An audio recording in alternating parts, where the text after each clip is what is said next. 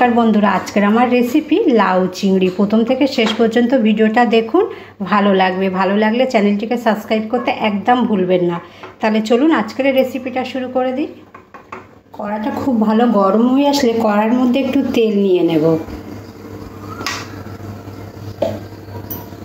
তেলটা খুব গরম হয়ে আসলে দিয়ে দেবো এখানে আলুর টুকরোগুলো।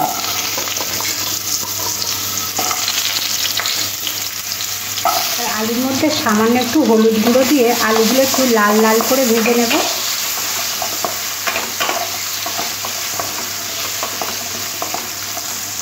দেখো বন্ধুরা, আলুগুলো ভাজা হয়ে গেছে, এবারে তুলে নেব।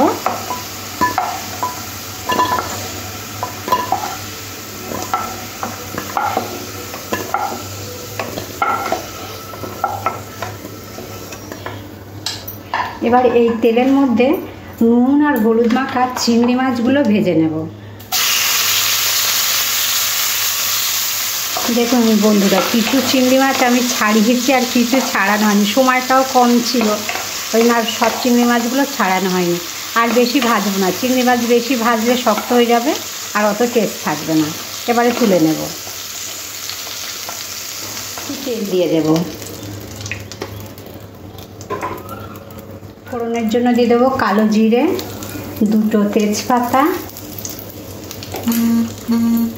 আর 3খানা কাঁচা লঙ্কা। ভালো করে একটু ভাজা ভাজা করে নেব। লঙ্কা ভাজা ভাজা হয়ে গেলে দিয়ে দেবো আদা আর জিরে বাটা। তার সাথে দিয়ে দেবো হলুদ গুঁড়ো আর দিয়ে দেবো সামান্য লঙ্কার গুঁড়ো। অল্প একটু জল দিয়ে দেব।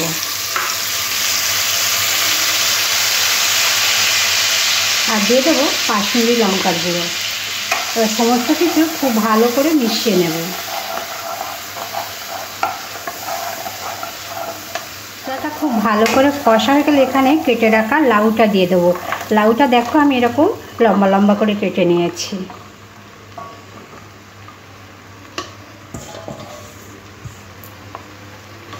আর আস্তে আস্তে করে লাউটাও মশলার সাথে মিশিয়ে নিতে হবে।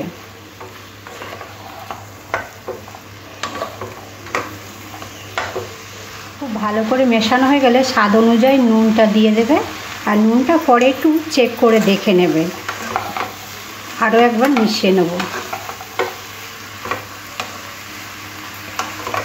মেশাবার পরে ঢাকা দিয়ে দেবো আর গ্যাসটা মিডিয়াম টু লোতে রাখবো।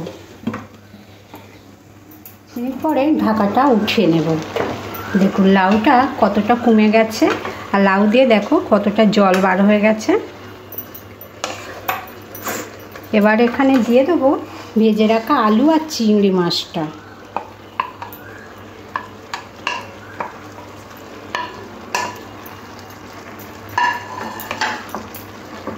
আর ওপর থেকে সামান্য একটু জল দিয়ে দেবো। বেশি জল দিতে লাগবে না, লাউয়ের অনেকটা জল বার হয়ে গেছে। এই জলটা দিয়ে খুব ভালোভাবে লাউটা সিদ্ধ হয়ে যাবে। আর গ্যাসটা মিডিয়াম টু লোতে রেখে আরও 10 মিনিট ঢাকা দিয়ে দিলাম। 10 মিনিট পরে ঢাকাটা উঠিয়ে নেব। দেখবো লাউ খুব ভালো সিদ্ধ হয়েছে কিনা। দেখুন আলুটা খুব ভালো সিদ্ধ হয়ে গেছে। লাউটা একটু দেখি ভালো সিদ্ধ। লাউটা একটু শক্ত আছে।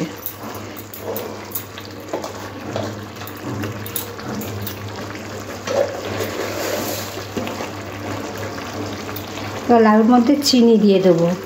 চিনি না দিলে লাউটা খেতে ভালো লাগবে না, আর চিনিটা দিলে লাউটা মিষ্টি মিষ্টি খেতে ভালো লাগবে। লাউটা যেহেতু একটু শক্ত আছে ওই জন্য আরও 5 মিনিট আমি ঢাকা দিয়ে দেব। তাহলে লাউটা খুব ভালোভাবে সিদ্ধ হয়ে যাবে।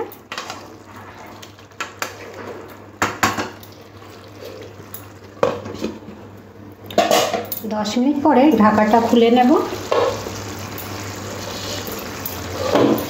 একটু নাড়াচাড়া করে নেব আর দেখব লাউটা খুব ভালো সিদ্ধ হয়ে গেছে কিনা।